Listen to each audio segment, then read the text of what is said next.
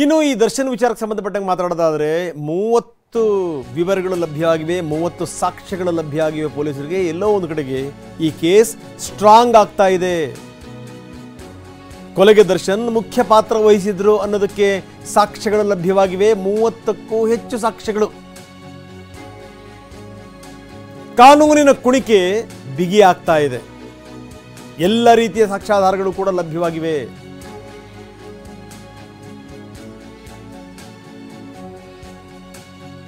ಮೂವತ್ತು ಸಾಕ್ಷ್ಯಗಳನ್ನು ಸಂಗ್ರಹಿಸಿದ್ದಾರೆ, ಒಂದಲ್ಲ ಎರಡಲ್ಲ. ಅದರ ವಿವರಗಳನ್ನು ನಾವು ನಿಮಗೆ ಕೊಡ್ತಾ ಇದ್ದೀವಿ. ಏನೇನು 30 ಸಾಕ್ಷ್ಯಗಳು? ಮೊದಲು ಆರಂಭದಿಂದ ಹಿಡಿದು ಇಲ್ಲಿ ತನಕ ಯಾರ್ಯಾರಿಗೆ ದೂರವಾಣಿ ಕರೆ ಹೋಯಿತು, ಏನು ಎತ್ತ, ಅಲ್ಲಿಂದ ಹಿಡಿದು ಹಣ ಹಂಚುವ ತನಕ, ಕರ್ಕೊಂಬರೋ ತನಕ, ಹಲ್ಲೆ ಮಾಡೋ ತನಕ, ಈ ರೀತಿ ಬಹಳಷ್ಟು ಸಂಗತಿಗಳನ್ನು ನೋಡಿ. ರೇಣುಕಾಸ್ವಾಮಿ ಕಿಡ್ನ್ಯಾಪ್ ಮಾಡಲಿಕ್ಕೆ ತಿಳಿಸಿರೋದು, ಆ ರಾಘು ಹೇಳೇನೆ ಒಂದು ದೊಡ್ಡ ತಪ್ಪು ಮಾಡಿದ್ರು. ಸ್ಟೋನಿ ಬ್ರೂಕ್ನಲ್ಲಿ ಪಾರ್ಟಿ ಮಾಡುವಂಥ ಸಂದರ್ಭದಲ್ಲಿ ಕರೆ ಮಾಡಿರೋದು, ಮೇಲಿಂದ ಮೇಲೆ ಇವರಿಂದ ಕರೆ ಹೋಗಿರೋದು, ಅಲ್ಲಿಂದ ಕರೆಗಳು ಬಂದಿರೋದು.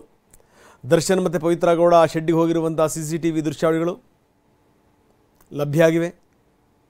ದರ್ಶನ್ ಶೆಡ್ಗೆ ಬಂದಿದ್ದ ಬಗ್ಗೆ ಸೆಕ್ಯೂರಿಟಿ ಗಾರ್ಡ್ ಹೇಳಿಕೆ ಕೊಟ್ಟಿದ್ದಾನೆ. ಹೌದು, ದರ್ಶನ್ ಬಂದಿದ್ದರು ಅಂತ. ದರ್ಶನ್ ವೆಹಿಕಲ್ ಕೂಡ ಅದನ್ನು ಪುಷ್ಟೀಕರಿಸಿತ್ತು. ದರ್ಶನ್ ಹಲ್ಲೆ ಮಾಡಿರುವ ಬಗ್ಗೆ ಸ್ಥಳದಲ್ಲಿದ್ದಂಥ ಸಾಕ್ಷಿ ಹೇಳಿಕೆ ಕೊಟ್ಟಿದ್ದಾನೆ. ಹೌದು, ಹಲ್ಲೆ ಮಾಡಿದರು ಅಂತ. ಮರ್ಮಾಂಗಕ್ಕೆ ಹಲ್ಲೆ ಮಾಡಿದರು, ಎದೆಗೆ ಹೊಡೆದರು ಅನ್ನೋದ್ರ ಬಗ್ಗೆ ಸಾಕ್ಷಿ ಹೇಳಿಕೆ ಸಿಕ್ಕಿದೆ.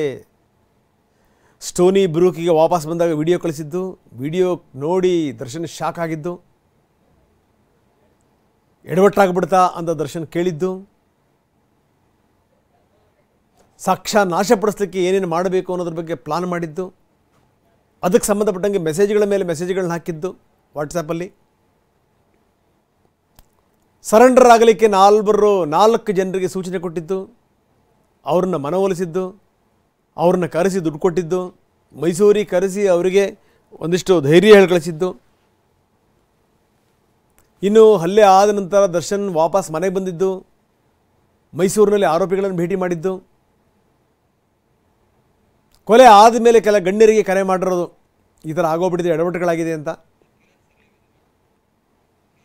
ಒಂದೆರಡಲ್ಲ, ಈ ರೀತಿ 30 ಸಾಕ್ಷ್ಯಗಳು ಸಿಕ್ಕಿವೆ ಅಂತ. ಬನ್ನಿ, ಕಿರಣ್ ನಮ್ಮ ಜೊತೆಗೆ ಈಗ ನೇರ ಸಂಪರ್ಕದಲ್ಲಿದ್ದಾರೆ. ಕಿರಣ್, ನಾವು ದಿನನಿತ್ಯ ಮಾತಾಡ್ತಾನೆ ಇರ್ತೀವಿ ದರ್ಶನ್ ವಿಚಾರಕ್ಕೆ ಸಂಬಂಧಪಟ್ಟಂಗೆ. ಈಗ ಮಹತ್ವದ ಸಾಕ್ಷ್ಯಗಳು ಸಿಕ್ಕಿವೆ ಎನ್ನುವಂಥದ್ದು ಒಂದೆರಡಲ್ಲ, 30 ಸಾಕ್ಷ್ಯಗಳು ಸಿಕ್ಕಿವೆ ಎನ್ನುವಂಥದ್ದು. ಕಿರಣ್, ಏನಂತೀರಿ?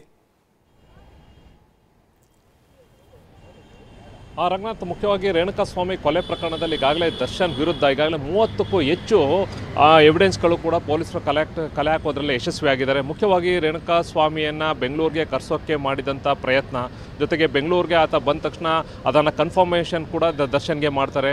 ಅದಕ್ಕೂ ಕೂಡ ಮತ್ತು ಅವನು ಸತ್ತಾಗೂ ಕೂಡ ಅದಕ್ಕೆ ವಿಡಿಯೋ ಹೋಗಿರುವಂಥದ್ದು, ಜೊತೆಗೆ ದರ್ಶನ್ ಆ ಸ್ಪಾಟಲ್ಲಿದ್ದ ಅನ್ನೋದಕ್ಕೆ ಸಾಕಷ್ಟು ಎವಿಡೆನ್ಸ್, CCTV ಇರ್ಬೋದು, ಜೊತೆಗೆ ಮೊಬೈಲ್ ಫುಟೇಜ್ ಇರ್ಬೋದು, ಜೊತೆಗೆ ಮೊಬೈಲ್ ಟವರ್ ಲೊಕೇಶನ್ಸ್ ಇರ್ಬೋದು, ಎಲ್ಲವನ್ನೂ ಕೂಡ ಮ್ಯಾಪಿಂಗ್ ಮಾಡಿದ್ದಾರೆ.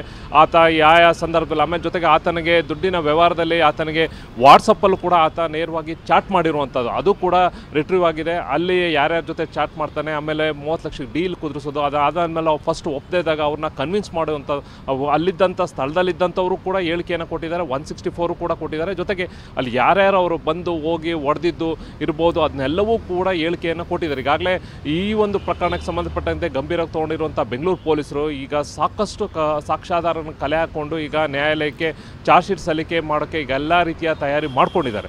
ಇನ್ನೊಂದು ಕಡೆ ಮುಖ್ಯವಾಗಿ ಹೇಳಬೇಕು ಅಂತಂದರೆ, ಎಲ್ಲೂ ಕೂಡ ಒಂದು ಟೆಕ್ನಿಕಲ್ ಎವಿಡೆನ್ಸ್ ಇರ್ಬೋದು, ಜೊತೆಗೆ CCTV ಫುಟೇಜ್ಗಳದ್ದು ವೀಡಿಯೋಸ್ಗಳು ಇರ್ಬೋದು, ಅದನ್ನೆಲ್ಲವೂ ಕೂಡ, ಆಮೇಲೆ ಜೊತೆಗೆ ತಾನು ಮೊಬೈಲ್ ಲೊಕೇಶನ್ಸ್ ಎಲ್ಲಿದ್ದ ಆ ಸ್ಪಾಟಲ್ಲಿ ಎಲ್ಲವೂ ಕೂಡ ಮ್ಯಾಪಿಂಗ್ ಮಾಡಿದ್ದಾರೆ. ಆತ ಮನೆಯಿಂದ ಮತ್ತೆ ಸ್ಟೋನಿ ಬ್ರೂಕಿಗೆ ಹೋಗಿ ರಸ್ತೆಯಲ್ಲಿ ಸಿಕ್ಕುವಂಥ ಫುಟೇಜ್ಗಳದು, ಸ್ಟೋನಿ ಬ್ರೂಕ್ನಿಂದ ಮತ್ತೆ ಶೆಡ್ಗೆ ಹೋಗ್ಬೇಕಾದ್ರೆ ಆತ ಅಲ್ಲಿ ಮೂವ್ಮೆಂಟ್ ಮಾಡಿದಾಗ ಆಮೇಲೆ ಮೊಬೈಲ್ ಅಲ್ಲೇ ಇತ್ತು, ಇಲ್ಲಿಗೆ ಬಂದಾಗ ಇಲ್ಲಿತ್ತು, ಅದಾದಮೇಲೆ ಮತ್ತೆ ಶೆಡ್ಡಿಂದ ಮತ್ತೆ ಸ್ಟೋನಿ ಬ್ರೂಕಿಗೆ ಬರುವಂಥದ್ದು, ಇದೆಲ್ಲವೂ ಕೂಡ, ಆಮೇಲೆ ಮತ್ತೆ ಅಲ್ಲಿಂದ ಮೈಸೂರಿಗೆ ಹೋಗಿರುವಂಥದ್ದು, ಮತ್ತು ಮನೆಗೆ ಬಂದಿರುವಂಥದ್ದು, ಪ್ರತಿಯೊಂದು ಎಲ್ಲದನ್ನು ಕೂಡ ಎಲ್ಲವೂ ಕೂಡ ಟೈಮಿಂಗ್ಸ್ ವಿತ್ ಟೈಮಿಂಗ್ಸ್ ಅದಕ್ಕೆ ಸಂಬಂಧಪಟ್ಟಂತೆ ಅದಕ್ಕೆ ವಿಡಿಯೋ ಎವಿಡೆನ್ಸ್ಗಳು ಕೂಡ ಒಂದು ಕಡೆ ಅವನ ಲೊಕೇಶನ್ಸು ಮತ್ತೊಂದು ಕಡೆ ವಿಡಿಯೋ ಕಂಪ್ಲೀಟಾಗಿ ಅದನ್ನು ಮ್ಯಾಪಿಂಗ್ ಮಾಡಿದ್ದಾರೆ.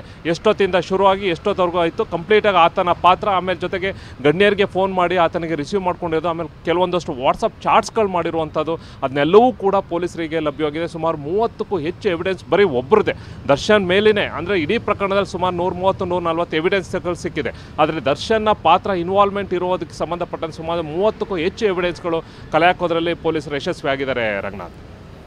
ಎಸ್ ಕಿರಣ್, ಧನ್ಯವಾದ ತಮ್ಮೆಲ್ಲ ಮಾಹಿತಿಗೆ.